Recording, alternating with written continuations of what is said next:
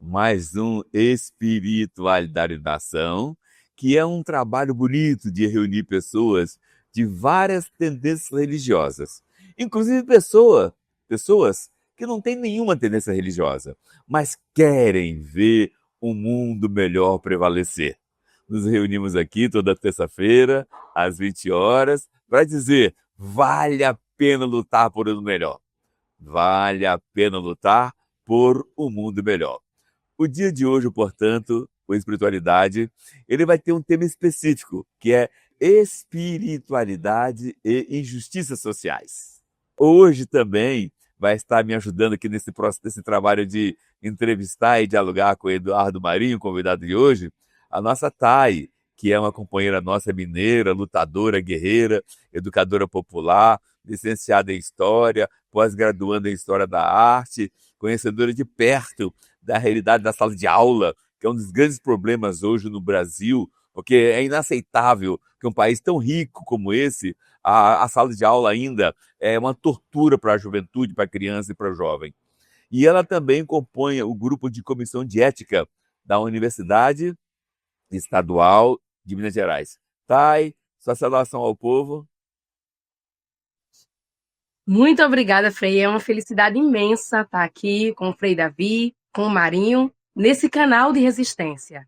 Pois vivemos num país marcado por profundas injustiças sociais, onde poucos têm muito e muitos têm quase nada. Enquanto a fome bate à porta de milhões, o Congresso Nacional segue votando contra o povo, protegendo privilégios e alimentando esquemas como o orçamento secreto. Então, é hora de despertarmos para a consciência de classe e entendermos que o nosso problema tem origem comum. Só com consciência coletiva, né, e mobilização popular, vamos transformar essa realidade. Muito bom, Thay.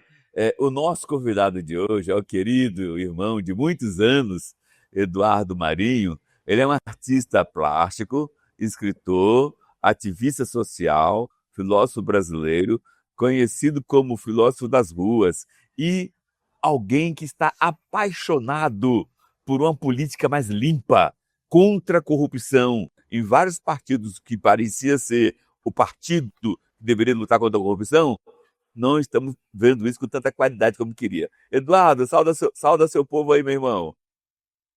Salve todo mundo que nos ouve, salve Thay. E é o teu negócio, eu sou modesto, entendeu? Não sou muito pretensioso, não. Eu não quero uma política limpa, eu quero uma menos suja, porque essa que está aí é uma porcaria, é um emporcalhamento geral. Toda vez que o Congresso ameaçou servir realmente à população, houve um golpe de Estado, houve uma derrubada, há um movimento das elites dominantes que controlam a mídia, que controlam o modelo de educação, que mantém a miséria, a fome, o desabrigo, né, que obriga o Estado a não cumprir sua Constituição, a descumprir artigos básicos, pétreos da Constituição no serviço ao povo. Então a gente está numa estrutura social essencialmente injusta, formada de cima para baixo, mas apoiada no trabalho dos de baixo. Esse é o problema. Antes de a gente aprofundar mais essa temática, vamos fazer uma reflexão bíblica. Tiago 2, capítulo 14. De que adianta, meus irmãos, alguém dizer que tem fé se não tiver realizado boas obras na terra? Tiago, capítulo 2, versículo 14. Meu irmão Marinho, é uma alegria danada estar com você aqui, muito, muito alegria.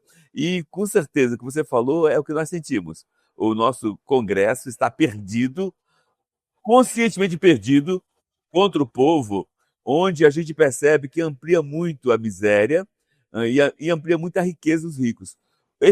Este programa que o ICL lançou, Somos 99%, está incomodando muito os grandes. É inaceitável que 1% leve quase tudo que é riqueza do Brasil e 99%, que inclui a classe média, é muito penalizada. Queremos combater essa situação e vamos lutar com unhas e dentes para mudar essa realidade. Eduardo Marinho, na sua opinião, por que você, na sua opinião, os super ricos insistem em explorar o povo, não permitindo igualdade no pagamento dos juros? Ou melhor, no pagamento dos impostos. Os mais podres de rico da nossa sociedade são herdeiros dos senhores de escravos. Eles são acostumados a ganhar sem trabalhar, a explorar a fundo perdido o trabalho das pessoas até o talo, sem pagar nada. Isso ainda é um resíduo do escravismo na nossa sociedade, no controle da nossa sociedade. Porque você mantendo o povo desinformado, ignorantizado, com educação enquadradora que se prepara somente para o mercado, é mercado de consumo, mercado de trabalho, não para tomar consciência, não há uma sensibilização, não há um preparo para as crianças encararem uma estratégia de mídia pesada, de publicidade, marketing ideológico na cabeça delas. A gente tem que se preparar contra a desinformação da mídia, contra a indução a valores falsos, contra o plantio de objetivos de vida puramente materiais, totalmente sem espiritualidade nenhuma, para continuar servindo a esse punhado de podre de rico. É a consciência popular que pode resolver isso. Tem que vir de baixo, como uma planta que começa na raiz, para poder crescer. O problema é que essa galera tem consciência da força que o povo tem. Então, mantém com todas as forças essa ignorantização, essa alienação, esse massacre midiático, publicitário, ideológico, formando valores falsos, objetivos de vida vazios, comportamentos programados, a ideia da disputa, da competição, porque a vida não é uma competição, a vida é uma toada, é uma dança, é uma música. A gente tem que levar a vida e não competir, não tem que vencer na vida. Isso são ideias plantadas. Então as pessoas pensam como as empresas querem, como interessa às empresas, e se frustram, né? À toa o consumo de toneladas de antidepressivo todo dia. Nem os que conseguem vencer na vida escapam da angústia de uma vida vazia, porque são objetivos que não satisfazem a alma. Aí a gente tem que lembrar da espiritualidade em ação, não na teoria. Na teoria fica fácil ser hipócrita, agora na ação não. A ação é a prática cotidiana, é onde você prova o que você é. Você bota à prova a sua espiritualidade no comportamento cotidiano. Verdade, Marinho. Né? O Congresso continua passando por cima do povo e precisamos assumir, sim, esse protagonismo. Então, Marinho, o censo 2022, né, do IBGE, mostra que a abertura da rede de esgoto atingiu cerca de 62,5% da população. Porém, mais de 49 milhões de brasileiros, ou seja, 24,3% da população, ainda vivem em locais sem saneamento adequado. Porque a falta de acesso ao saneamento básico e à água potável ainda é um problema tão grave em um país com tantos recursos naturais como é o Brasil. A ação da vida é uma forma de facilitar o controle. Você tendo a vida precarizada, tendo necessidades não atendidas, você cria um caldo de cultura que é fácil de manipular, é fácil de enganar, é fácil de dividir. A formação das mentalidades se dá classe a classe. A classe de cima, vamos dizer assim, os ricos visíveis, porque os podres de rico a gente não vê, não são visíveis, eles estão por trás das cortinas, dos bastidores, né, nas coxias do teatro. Os ricos de cima estão preparados para sentir superioridade e explorar sem freio as pessoas mais pobres. A classe média vive na ilusão de vencer na vida, tem seus direitos garantidos e acesso a alguns privilégios. É uma classe fácil de chantagear. E isso tudo, eu acho que chega aos 30% da população. Os outros 70% é da classe média baixa, os pobres, os trabalhadores e os abandonados, né? O lumpen proletariado. Essa massa da população, ela é mantida sem direitos, ela é mantida em situação de abjeção, de inconsciência, de desinformação completa, para ser exatamente fácil de enganar, de jogar uns contra os outros, de estimular a competitividade. Ainda tem espaço para chegar nessas igrejas aí neopentecostais, ou sei lá que ramo é, e convencer as pessoas de que toda essa pobreza é culpa dos pobres. Não se questiona a estrutura da sociedade. Você é pobre porque Deus quis assim, porque você está em pecado. E se você estiver bem com Deus, pagar bem o dízimo direitinho, frequentar a igreja e agradar a Deus, aí Deus vai te dar riqueza. Essa mentalidade ela é abraçada e aceita pela mídia. Por isso que esses caras estão tão fortes no Congresso. Se fosse a mentalidade mais libertária, eles não teriam esse espaço todo na sociedade. Entendeu? É uma atividade alienante, né, que dispersa a atenção das pessoas do foco central, que é a estrutura da nossa sociedade. Que nós é que construímos, os de baixo. Nós que construímos essa estrutura. Só que, comandados pelo de cima, a gente constrói uma estrutura que favorece os de cima e sacrifica os de baixo. As pessoas sentem impotência, sentem incapacidade, se sentem sem condição de modificar nada. Não percebem que as coisas partem de baixo. Acham sempre que as coisas vêm de cima. A começar de Deus. Deus é que vai dar a riqueza. Eu, pelo que eu vejo, o convívio das pessoas que têm mais dinheiro que eu já vi na minha vida, eu acho que seria uma sacanagem Deus dar muito dinheiro para alguém, porque estraga a vida da pessoa. Quem tem demais perde a paz, perde a confiança na humanidade, se cerca de interesseiros, de falsidade, fica arrogante, fica desconfiado, perde qualidade de vida, perde qualidade de relações e entra em angústia profunda, sem perceber. Entendeu? Quem tem Exatamente. demais, É a acredita, e ganância. precisa da vida, é o suficiente para viver com dignidade. É ter o que comer com decência, ter o que vestir, onde morar, ter acesso a uma boa escola, a uma boa formação, a boas informações, a um lazer, a refinamento artístico, ao desenvolvimento da percepção de senso crítico e autoestima. É disso que a gente precisa. Você falou muito bem aí, dando esse quadro.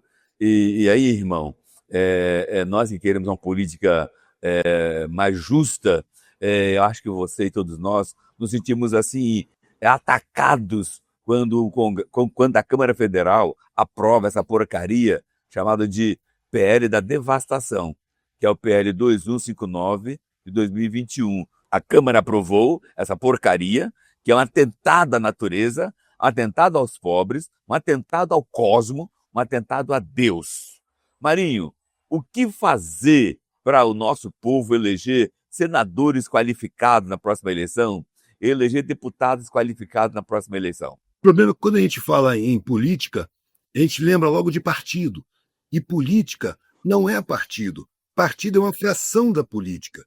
Se você tem uma banda, se você tem um clube de futebol, um time, você tem uma coletividade numa sala de aula, ali você tem política. Política vem de polis. Muitas pessoas dão em política. Tem política em qualquer grupamento coletivo.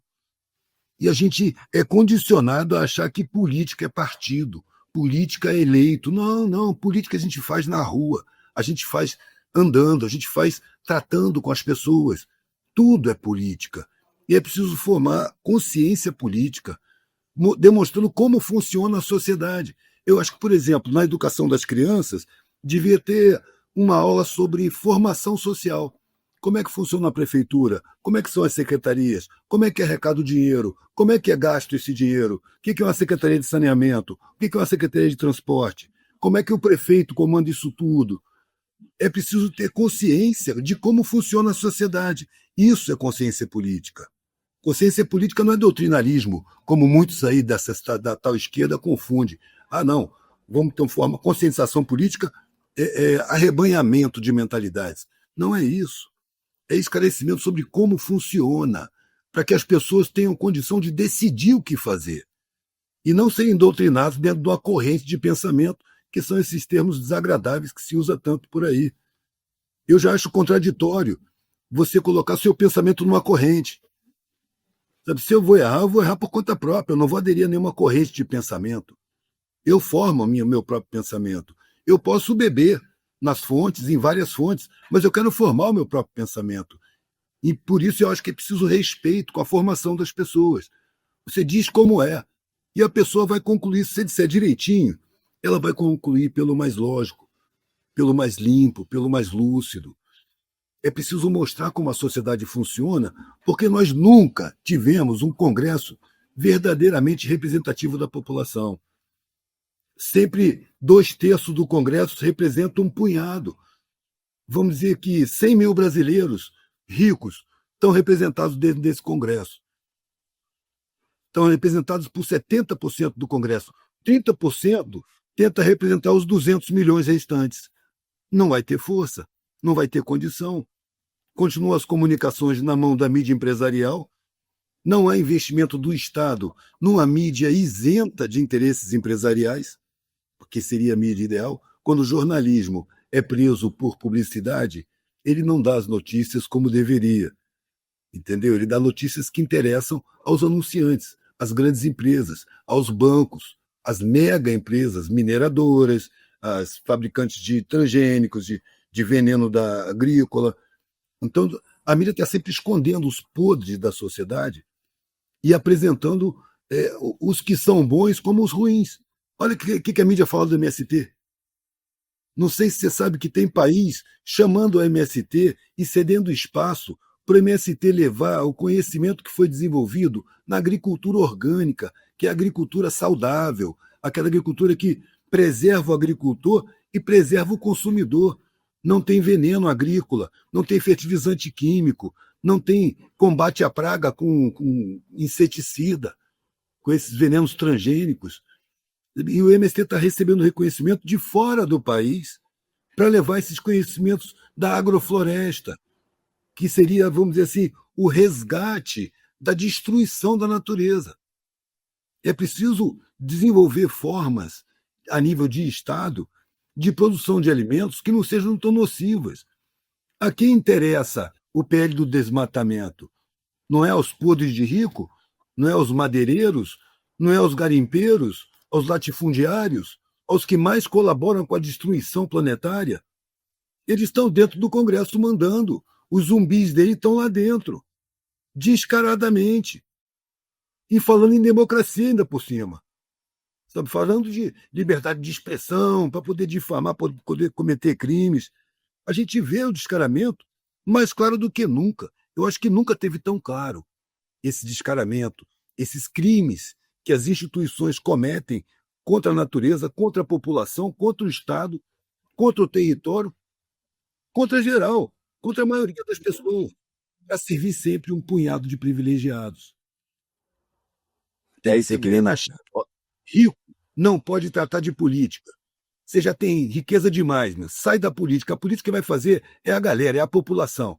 Quem tem problema, quem precisa de saneamento, quem precisa de escola decente, esse é que tem que estar dentro da política, comandando, controlando os eleitos, ditando para os eleitos o que eles devem fazer, as decisões que são necessárias. Se o cara tem dinheiro demais, ele tem que sair da política. Ele não pode participar. Ao contrário, ele tem que ter controle do Estado para não criar ambiente de trabalho escravo nas suas empresas. Eduardo, olha só a sua fala, ela está em sintonia plena com o momento novo do ICL. O ICL, como você acompanha todo o nosso trabalho desde o começo, né, vem revolucionando o processo educacional. Temos mais de 300 cursos disponíveis para a juventude, qualquer ser humano de qualquer idade, realizar. E são todos cursos comprometidos com o mundo melhor. Também o ICL implantou um jornalismo que ganhou o primeiro lugar de todo o Brasil em credibilidade. Últimos 5 anos, o Brasil ganhou o ICL. O ICL está ganhando o Brasil. E aí, Edu, chegou a hora, está chegando a hora da gente, enquanto ICL, ir mais longe. Próximo domingo, dia 27 de julho, às 8 horas da noite, todos vocês que estão agora online, eu, Marinho, Thay, todos nós vamos estar reunidos, ligados no ICL, para um momento histórico. O ICL, depois de muito planejamento, muito estudo, decidiu dar mais um salto incrível nessa luta educacional popular, nessa luta para mudar a história do voto, a história do posicionamento de todos nós, pobres e não pobres, frente às injustiças que cresce e cada vez mais se fortalece em terras brasileiras. Bem, portanto, vocês todos estão aí sendo convidados para estar conosco e o Eduardo Moreira, onde vamos ter um pronunciamento forte do Eduardo, fazendo uma análise conjuntural potente e mostrando a todos nós estratégias de como fazer a mudança acontecer. Então, domingo, dia 27, 20 horas, estaremos todos juntos. E você, dê agora o seu like, Vamos fazer com que esse programa Espiritualidade e Nação atinja o maior número de pessoas possível. Eduardo, me diz aí, na sua estratégia, o que fazer para surgir no cenário nacional mais lideranças políticas como o nosso querido Freitas, Renato Freitas, lá, deputado estadual do Paraná? Olha, é difícil assim uma conclusão, né? Mas eu vejo o que o Renato está fazendo lá. Por exemplo, eu estava conversando com ele, né, e falando como os artistas são formadores de opinião. Porque os artistas eles formam opinião, principalmente os músicos, né? Mas, em geral, o artista ele trabalha com o público, ele tem a sensibilidade dele, ele produz, ele forma opinião. Como é importante criar consciência dentro da classe artística, para que essa consciência reflita na própria arte. Ele está fazendo um projeto que chama-se Núcleo Periférico. Em várias cidades do Paraná, ele foi nas periferias, e nas periferias ele fez um núcleo. Nesse núcleo ele dá aula de várias profissões, serigrafia, corte e costura, culinária, tem um monte de curso. E faz um curso de consciência política, conscientização política, que não é partidária, é sobre a sociedade. E qualquer artista periférico que frequentar esses cursos tem acesso a um estúdio para gravação de graça. Ele montou estúdio de gravação e aí, fazendo um trabalho de conscientização política, ele libera para os artistas fazerem gravações, seja ele rapper, poeta, funkeiro, músico de qualquer tipo. Ele pode gravar com muito mais qualidade na sua arte, porque vai estar sendo formado politicamente. Eu acho que era preciso ter aula de formação política em todo lado, em cada quadra, em cada igreja, em cada colégio, em cada pátio de escola. As pessoas tinham que estar discutindo a sociedade, como funciona essa bagaça, para a gente saber de onde vem a grana do Estado, porque vem de baixo, a massa tributária vem dos mais pobres, rico, agora que está se revelando que não paga imposto, ou paga o mínimo, diante do que ele ganha. Agora está vindo à tona, e isso tem que ser trabalhado, e trazer mais à tona, sem doutrinarismo, sem arrebanhamento, com humildade, porque é diferente uma coisa é você ensinar as pessoas, outra coisa é você compartilhar conhecimento. Quando você compartilha conhecimento, você se coloca na mesma altura, no mesmo patamar. Você quebra aquela hierarquia de quem sabe mais vale mais. Porque todo mundo sabe alguma coisa e todo mundo ignora alguma coisa. Então é preciso a gente compor. Eu vi o cara analfabeto dizer que naquele ano não ia chover porque um certo besourinho estava fazendo o casulo dele de uma certa forma. Ou olhar para o leito de um rio seco, os velhinhos, e pensando sobre o que plantar no sertão. Nossa, a formiga fez o formigueiro no fundo do rio seco, esse ano não chove. Então a gente sabe o que pode plantar e o que não pode. Isso é sabedoria. Isso. Pegando o gancho, né, sobre tudo que você está falando, é importante a gente falar sobre a precarização do trabalho, né? O acesso às oportunidades e à saúde, que são, em alguns aspectos, importantes, né? Que denotam a injustiça social que vive hoje, né, grande parte da população brasileira. Eduardo, você acredita que a herança histórica do período colonial e da escravidão, né, ainda influencia essas desigualdades sociais que ainda existem em nosso país? Mas completamente, sem a menor sombra de dúvida. A gente vê isso na rua, vendo o sentimento das classes abastadas, o pavor dos pretos. Sabe, como se vai atravessar a rua, chega um preto do lado, a pessoa se encolhe. Sabe, é uma herança e precisa ser superada. Sabe, precisa ser superada com convívio. É preciso empoderar as pessoas da base. Dar acesso mesmo. O que acontece é que nós temos uma classe média derivada desse escravismo que, quando vê o povo ganhar alguma qualidade de vida, ela não sente o povo subindo em condições, ela sente que ela está caindo de condições. E aí reage contra o governo que está dando condições ao povo. Por conta da falta de consciência de classe, né? Totalmente. Nosso horário está acabando, mas antes da mensagem final do Eduardo, bem breve, e antes da mensagem final da Thay, eu quero passar para vocês mais um texto bíblico, que o espiritualidade de nação é linkar mesmo a força da espiritualidade com a nossa ação. Aprendei a fazer o bem, procurai a justiça, ajudai o oprimido, fazer justiça ao órfão, tratai da causa da viúva. Isaías 1:17. Edu, a partir desse texto bíblico, sua mensagem final, e também, Thay, a partir desse texto bíblico, sua mensagem final.